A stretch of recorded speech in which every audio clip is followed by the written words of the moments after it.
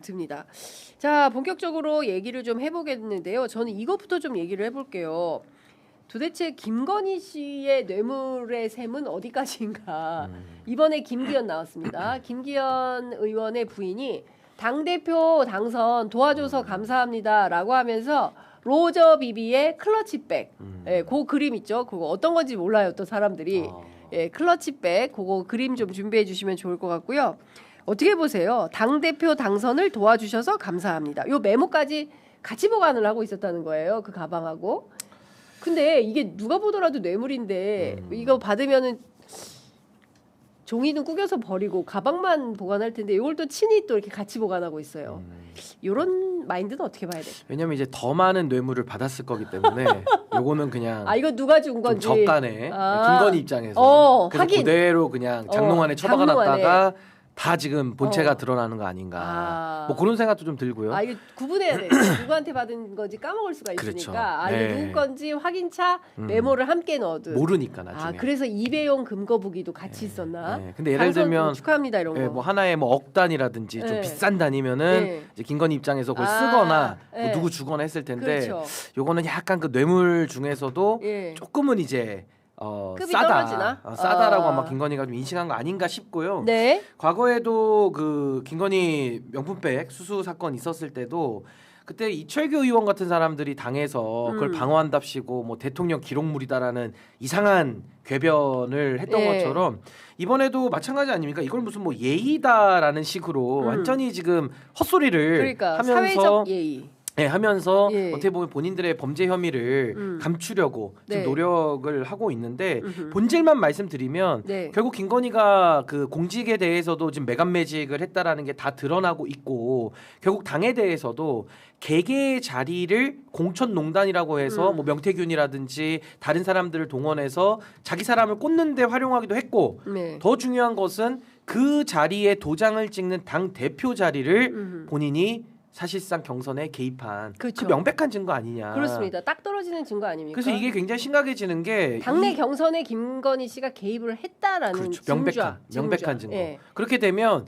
원래 정당해산 사유가 뭐 내란 특검이 밝혀내는 게 정당해산 사유가 되는 게 아니고 예. 이런 식의 정당의 선거 자체를 예. 민주주의를 파괴한 그 정당 민주주의 훼손이거든요. 그렇죠. 그 자체가 정당해산 사유입니다. 예. 그렇기 때문에 이거는 정당에 있어서도 정당해산 사유가 될 뿐만 아니라 예. 당 대표 경선에 개입을 하면 이건 뭐 뇌물로도 이거는 의유를 해볼 수가 있고 네. 또 하나는 업무방해도 국민의힘 가능하고 입장에서. 그렇죠. 예. 국민의힘이 업무방해를 당한 것이고 예. 더 중요한 거는 정당법상에 예. 당 대표 경선 자유방해죄라는 게 있습니다. 어. 그리고 그 이후에는 뭐 이해매수죄 뭐 이런 것들이 있거든요. 예. 그러니까 결국에는 당 대표 경선이라는 선거 행위를 방해하는 행위를 했다라고 이거는 볼 수 있기 때문에 저는 무슨 법조가 됐든지 간에 네. 이 김기현 당대표 당시 이제 땅대표라는 오명도 좀 있었는데 땅 대표. 전 이 부분도 수사가 필요하다고 봅니다. 그때 제가 울산 갔다 왔잖아요. 실제 그 땅을 네, 김기현 대표가 그때 막 고소한다 그래가지고 그렇죠. 제가 또 네. 현장에 직접 취재까지 다녀왔습니다. 발로 뛰시니까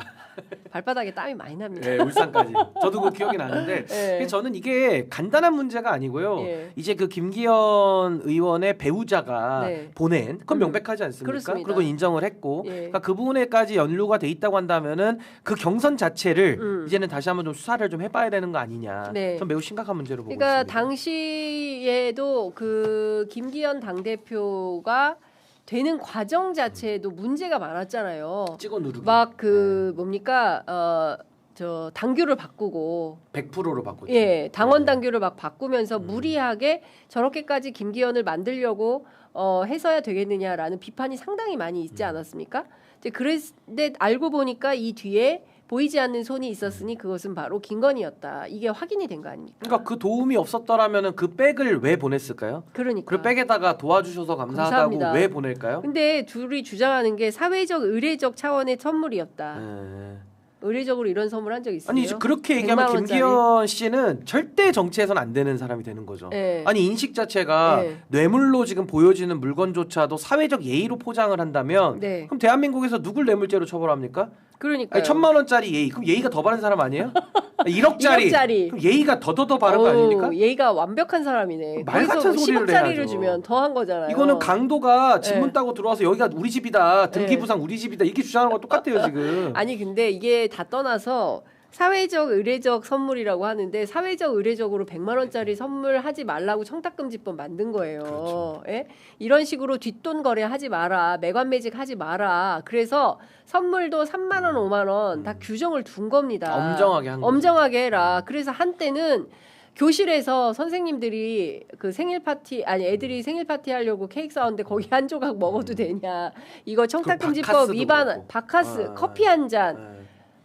그 요구르트 한 병 이것도 안 받았던 거예요. 그런데 무슨 100만 원짜리를 무슨 사회적 의례적 선물이다 이런 주장을 합니까? 그러니까 김기현 씨가 저 태양을 가지고 달이라고 우긴다고 해서 달이 되지 않거든요. 그렇죠. 그러니까 이런 식으로 억지 궤변을 통해서 네. 본인의 범죄를 가리려고 해봤자 네. 이거는 정말 그냥 발버둥 치는 거에 불과하기 때문에 전 엄정한 수사가 이건 반드시 필요하다라는 생각이 들고 뭐 예의를 운운하기에 앞서서 김건희에 대한 예의만 차리지 말고 당원에 대한 네. 국민에 대한 예의, 그러니까. 염치가 있어야 된다. 그러니까 염치가 없다. 네? 아니 죄를 졌다가 발각됐으면 죄송합니다 하고 수사 절차에 응하는 것이 맞지. 네. 그걸 가지고 무슨 뭐 사회적 예의요? 네. 이게 정말 지나가던 개도 웃고 고양이도 웃고 지나가던 동물들도 웃을 소리입니다. 그러니까요. 지금. 진짜 실소를 금치 않을 수 없다라는 생각이 좀 드는데. 그리고 하나만 더 말씀드리면 네. 이거 당시 2023년도 3월이거든요. 음, 이때도 뭐 안철수 주저앉혀, 유승민 주저앉혀, 맞아요. 나경원 나경원 주저앉혀, 주저앉혀. 그냥 짜맞힌 고스톱 같은 경선 판이었어요. 우스꽝스럽게 해서 김기현 맞아요. 됐잖아요. 예.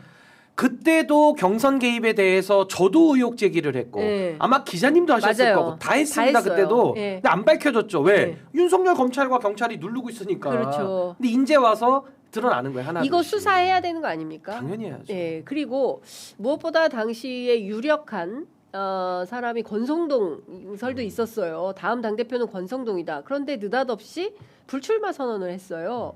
그리고 나서 이제 김기현 후보 만들기로 이제 올인이 된 건데 당시에도 의혹은 있었지만 특별하게 드러나진 않았는데 이번에 특검이 의심하고 있는 것은 통일교가 차기 주자로 윤핵관 김기현을 찍었다. 그래서 통일교 차원에서는 적극적으로 뭔가 그러니까 권성동 아니면 김기현이라도 자기들의 이해관계를 좀 해결해주는 어떤 로비 창구 이렇게 김기현을 세우려고 했었던 거 아니냐 이제 이런데 의심을 두고 있다고 하는데 요건 좀 어떻게 보세요? 뭐 일리가 이것도 있죠. 좀 추사해봄직한 내용 아닙니까? 그러니까 그 부분까지도 열어놓고 네. 수사를 해야 되는 건데 예. 결론은 예. 국민의힘이라는 정당을 사유화하고 그 정당이 가지는 공직자 후보를 추천하는 권한이라든지 네. 또 당내 이권들을 노려서 당 대표 자리에 음. 권력자의 말을 가장 잘 듣는 네. 애완경 같은 당 대표를 앉혀놓겠다 이거 아닙니까? 그러면서 이제 백도 오고 가고 네, 도와줘서 그렇죠. 감사하다고 맞아요. 쓴 편지도 나오는 어허. 거고. 그러니까 결론적으로 권성동이를 앉히든 김기현이를 앉히든 그 권력자들 입장에서는 가장 본인들의 이권 실현을 잘해줄 사람을 갖다 앉히는 건데 네.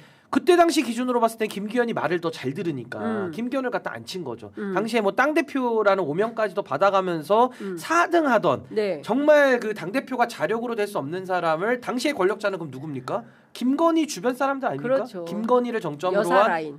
당시 여사 라인인 예. 거죠. 그럼 거기는 뭐 건진이 들어갈 수도 있고 그렇죠. 통일교가 갈 수도 있고 예. 열어놓고 이제 우리가 배우 그렇습니다. 수사까지 해야 되는 건데 예. 결국 중요한 것은 당을 사유화했다라는 이 책임을 물어야 되는 겁니다. 그럼 당을 사유화했다라는 것은 그 자체가 범죄지만 그 범죄를 최초로 또 발견한 게 윤석열이에요. 그러니까. 그러니까 예. 자기 남편을 원망해야 돼 지금. 그 전까지는 그래도 기가 막히다. 아니 뭐 총재가 뭐 할 수 있는 거 아니야 이렇게 그냥 우리나라가 관행적으로 넘어오던 거를 아 이거 안 된다. 예. 민주주의를 파괴하는 거 나는 두고 볼 수가 없다라고 해서 분기탱천한 사람이 윤석열이에요.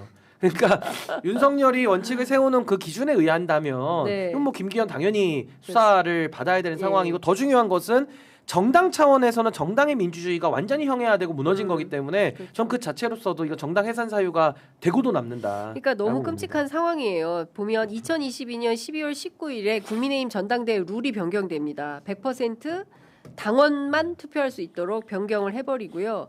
그리고 12월 26일 날 김기현 의원이 당대표 출마하겠다고 선언을 하고요. 그 다음에 1월 5일, 그 이듬해 1월 5일에 권성동 의원이 당대표 불출마 선언을 합니다. 그리고 1월 17일에 윤석열 당시 대통령이 나경원 저출산 부위원장에서 해임을 시켜버려요.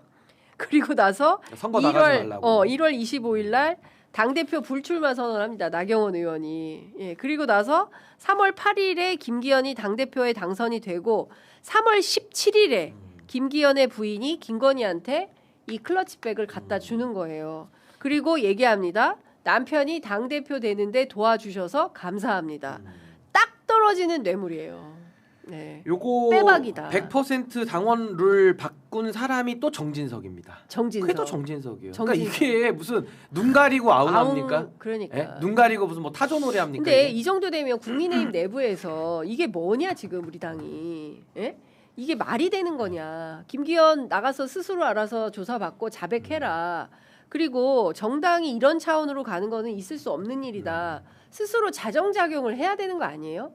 근데 일절 얘기가 없어요. 생명력이 다 있기 때문에. 네? 예, 생명력을 다 있기 때문에. 보수 괴멸. 예.